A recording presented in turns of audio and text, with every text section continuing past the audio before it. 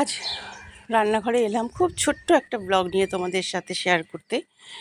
কত আশা নিয়ে একটা মা তার সন্তানকে মানুষ করে, কত হাইজিনিক মেনটেন করে, কত কি করে, কিন্তু সেই সন্তান যখন নিজের মাকে ছেড়ে দিয়ে চলে যায় কোথাও, যেখান থেকে ফিরে আসতে পারবে না, তখন সেই মায়ের মানসিক অবস্থা কি হয়।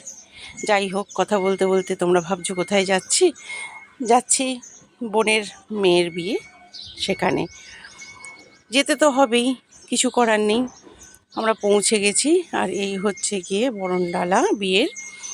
এদিকে বোনের মেয়ের বিয়ে, আর এটা দেখো বেহালার পঞ্চাননতলা। আর এই যে আমাদের বিয়ের কোণে কি মুঝে কিউ তোরা, এই যে আমাদের বান্টু, চোখের সামনে দেখবি। আর এই যে এরকম করে মারতে পারবে, দোদো খাচ্ছে নিট কোণে, খেতে হবে নিট কোণে দোদো খাচ্ছে, নিট কোণে দোদো খাচ্ছে।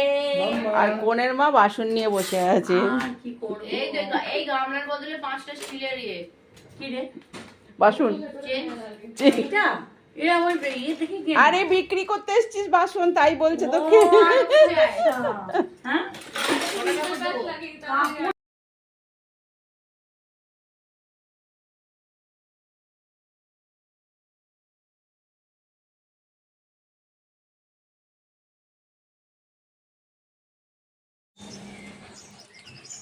শাঁখা পড়াতে চলে এসেছে নিয়ম অনুযায়ী। আগের দিন, বিয়ের আগের দিনকে শাঁখা পড়ানো হয়, শাঁখা পড়াতে চলে এসেছে। আমরা এখানে শাঁখা একটু বাছাই করে দেখছি, আর এখানে সে ব্যস্ত তার খেলনা নিয়ে শাঁখা পরিয়ে দিচ্ছে বিয়ের আগের দিনকে। কত আশা, কত ভরসা, কত ভালোবাসা নিয়ে একটা মেয়ে তার বাবার ঘর ছেড়ে স্বামীর ঘরে যায়। খুব খুব মনটা খারাপ হয়ে যায় এই দিনে। শাঁখাটা যখনই হাতে ওঠে তখনই মনে হয় যেন বাবার বাড়িটা আমার আর নেই, পর হয়ে গেলাম। কি জানি, আমার তো তাই মনে হয়। নিজেকে আর সেইভাবে দেখতে পারি না। আইবুড়ো ভাতের আয়োজন হয়েছে, আর এই আইবুড়ো ভাতটা আমার একটা প্রবলেম আছে। মনে হয় যেন মায়ের কাছে শেষ খাওয়া খেয়ে নিলাম। সবাই বলে নে মায়ের কাছে শেষবারের মতন খেয়ে নে। এটা কি ঠিক কথা বলো তো? মোটেই ঠিক কথা নয়। কিন্তু মন মেজাজ না একদম ভালো নেই। তবুও বিয়েবাড়িতে যখন এসেছি হাসি মুখে তো থাকতেই হবে, এটাই নিয়ম।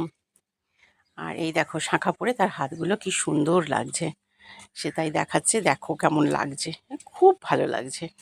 মেয়েদের রূপ খুলে যায় শাঁখা আর সিঁদুরে, আর কোনো গয়নার দরকার নেই। 100 বছরের পুরনো ড্রেসিং টেবিল, কি সুন্দর দেখো।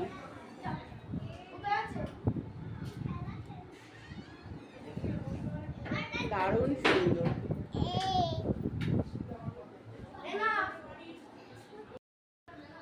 চলো আমরা চলেছি হলেতে গায়ে হলুদেতে। এই যে নিতকনে, আবার হলে গিয়ে তোমাদের সাথে কথা বলবো। চলো আমরা এখন চলে যাই গায়ে হলুদের জায়গায়।